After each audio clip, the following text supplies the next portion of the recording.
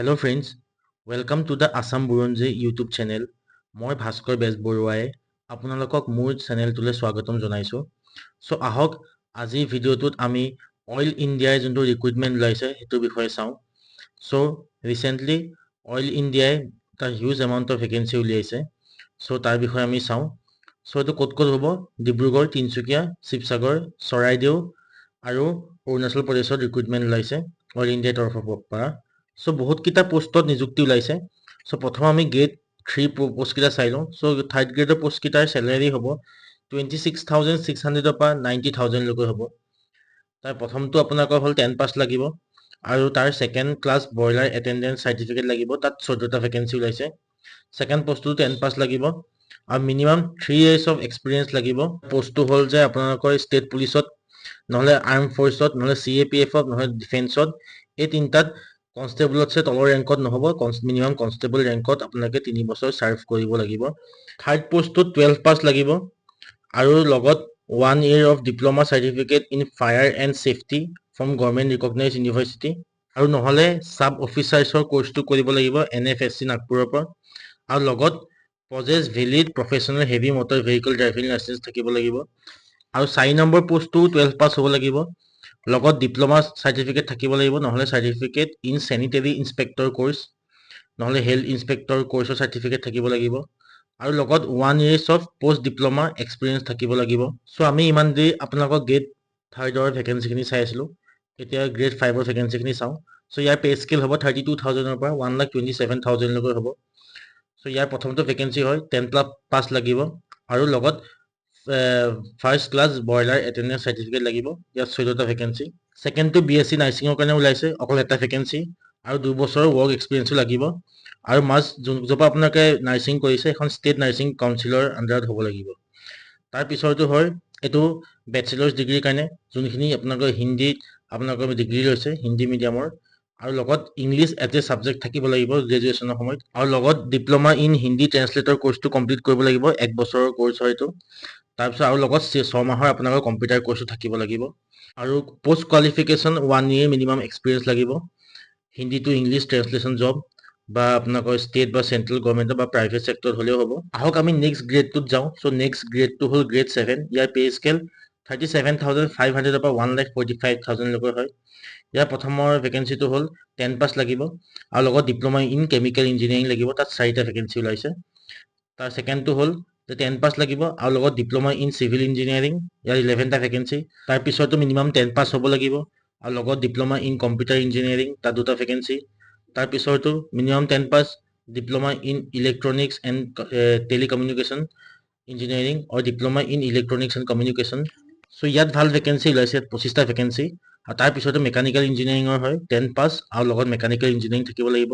ইয়াতো বহুত ইয়াত হাইয়েষ্ট ভেকেন্সি ওলাইছে more than 60+ ভেকেন্সি। সো এইখিনি বহুত ধুনীয়া হয়। তাৰ পিছত নেক্সট আকৌ এটা আছে সেইটো আপোনালোকৰ সেইটো ইলেক্ট্ৰিকেল ইঞ্জিনিয়াৰিঙৰ কাৰণে হয়। সো ইয়াত 31টা ভেকেন্সি। সো যে আপোনালোকে এই লাষ্টৰখিনি চাই কম্পিউটাৰ ইলেক্ট্ৰনিক্সখিনি মেকানিকেল আৰু আপোনালোকৰ ইলেক্ট্ৰিকেলৰ কাৰণে সো এইখিনি ধুনীয়া ভেকেন্সি ওলাইছে। সো ভৰি দিব যদি আপোনালোকে এইখিনি কোৱালিফিকেশ্যন আপোনালোকৰ আছে। সো এতিয়া এইখিনি হ'ল যে গোটেইখিনি একেলগে দিয়া আছে। অথনিতে মই আপোনালোকৰ নাম্বাৰ ভেকেন্সি কৈছিলো। সো ইয়াত গোটেইখিনি ভগোৱা আছে আনৰিজাৰ্ভৰ কাৰণে কিমান শিডিউল কাষ্ট শিডিউল ট্ৰাইবৰ কাৰণে কিমান আপোনালোকে স্ক্ৰীনশ্বট এটা মাৰি লওক। সো আহক এতিয়া মেইন পৰ্চনটোত যাওঁ এজ লিমিট। সো মেক্সিমাম হ'ল জেনেৰেলৰ কাৰণে 30 ইয়াৰ্ছ আৰু বাকীখিনি আপোনালোকে জানে ৰিলেক্সেশ্যন আছে চবৰ কাৰণে। সো এইখিনি চাই ল'ব। সো যদি অভাৰঅল যদি 30 ইয়াৰ্ছ ভিতৰত আপোনালোকৰ হয় আপোনালোকে এপ্লাই কৰিব পাৰিব আৰু মিনিমাম 18 বছৰ হ'ব লাগিব আৰু জেনেৰেলৰ কাৰণে মেক্সিমাম 30 ইয়াৰ্ছ আৰু বাকী ST SC OBC কাৰণে 3 বছৰ 5 বছৰকৈ ৰিলেক্সেশ্যন আছে। এতিয়া আহক আমি সিলেকশ্যন প্ৰচেছটো চাওঁ। এইটো কম্পিউটাৰ বেছড এক্সাম হ'ব য'ত আপোনালোকে 50% আনৰিজাৰ্ভ মানুহখিনি আৰু OBC আৰু EWS পাব লাগিব আৰু ST SC ফিজিকেলি ডিচেবলখিনিয়ে 40% পাব লাগিব কোৱালিফাইং মাৰ্কছৰ এইটো। সো প্ৰথম কম্পিউটাৰ বেছড টেষ্টটোৰ তাৰপিছত আপোনালোকৰ ইংলিছৰ আপোনাক কিমান ৱেইটেজ কেৰি কৰিব। জেনেৰেল ইংলিছ জেনেৰেল নলেজ আৰু এৱাৰনেছে আপোনালোকে 20% ৱেইটেজ কেৰি কৰিব। ৰিজনিং এৰিথমেটিক মেণ্টেল এবিলিটি এইখিনি 20% কেৰি কৰিব আৰু অকণমান টেকনিকেল নলেজ লাগিব যোনটো পোষ্টৰ কাৰণে আপোনালোকে এপ্লাই কৰিছে। যদি আপোনালোকে মেকানিকেলৰ কাৰণে কৰিছে কোনোবাই চিভিলৰ কাৰণে কোনোবাই ইলেক্ট্ৰিকেলৰ কাৰণে সো টেকনিকেলত মেক্সিমাম ৱেইটেজ কেৰি কৰিব 60%। তো তেনেকৈ অভাৰঅল 100% কেৰি কৰিব। আপোনালোকৰ নিজৰ ডমেইনে 60% কেৰি কৰিব 20% ৰিজনিং এৰিথমেটিক আৰু 20% আপোনালোকৰ জেনেৰেল ইংলিছ আৰু জেনেৰেল নলেজৰ কাৰণে। আৰু এটা ইম্পৰ্টেণ্ট কথা যে যোনটো কম্পিউটাৰ বেছ টেষ্ট হ'ব তাত কোনো নিগেটিভ মাৰ্কিং নাথাকিব আৰু এক্সামটো আপোনালোকৰ বাইলেংগুৱেল হ'ব, আছামীজতো থাকিব, ইংলিছতো থাকিব। চ' আৰু এইখিনি আপোনালোকে চাই লওক ডকুমেণ্টছ কি লাগিব, যোনখিনি নৰ্মেল আৰু চবৰে ডকুমেণ্টছ লাগে 10 পাছ ডিগ্ৰী মাৰ্কশ্বিট, যোনখিনি 12ৰ কাৰণে মাৰ্কশ্বিট আৰু পাছিং চাৰ্টিফিকেট। চ' এইখিনি নৰ্মেল আৰু যদি যাৰ য'ত ৱৰ্ক এক্সপিৰিয়েঞ্চ বিচাৰিছে তাত আপোনালোকে ৱৰ্ক এক্সপিৰিয়েঞ্চ ডকুমেণ্টছ আপলোড কৰিব লাগিব।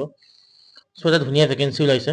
চ' মোৰ মতে আপোনালোকে যোনখিনি কোৱালিফাইড হয় এক্সামটো ভৰিবৰ কাৰণে দেৰি নকৰিব, ষ্টাৰ্ট কৰি দিয়ক প্ৰচেছটো। এইখিনি ডকুমেণ্টছখিনি আপোনালোকে স্ক্ৰীনশ্বট মাৰি ল'ব, যোনখিনি আগতে মই অলৰেডি ক'লোৱেই। যদি 10 পাছ হয় 10 পাছখিনি ডকুমেণ্টছ লাগিব পাছ কৰা, আৰু লগত ডিগ্ৰী চাৰ্টিফিকেটখন লাগিব।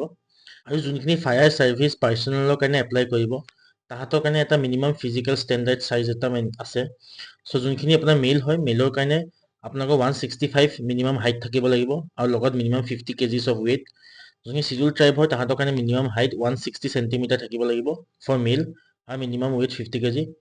আৰু ফৰ ফিমেলৰ কাৰণে 157 চেণ্টিমিটাৰ লাগিব, ফৰ চিডিউল ট্ৰাইবৰ কাৰণে 155 চেণ্টিমিটাৰ লাগিব হাইট ফৰ ফিমেল, আৰু minimum weight for female 46 kgs থাকিব লাগিব। চ' ফ্ৰেণ্ডছ আজি ভিডিঅ' এইখিনি আছিলে। যদি আপোনালোকে ভাল পালে মোৰ চেনেলটো ছাবস্ক্ৰাইব কৰি দিব। লগ পাম আকৌ আপোনালোকৰ নেক্সট ভিডিঅ'ত। চেনেলটো এইটো কাৰণে ছাবস্ক্ৰাইব কৰিব বিকজ নতুন নতুন ভাল ভাল ভিডিঅ'ছ আপোনালোকৰ ইনফৰ্মেটিভ ভিডিঅ'ছ আপোনালোকে আপডেট পাই থাকিব, আপোনালোকৰ কামত আহিব ভিডিঅ'ছখিনি চালে। চ' ফ্ৰেণ্ডছ যোৱাৰ আগত মোৰ চেনেলটো ছাবস্ক্ৰাইব কৰি দিব। লগ পাম আকৌ আপোনালোকৰ নেক্সট ভিডিঅ'ত। জয় আই অসম। Thank you friends.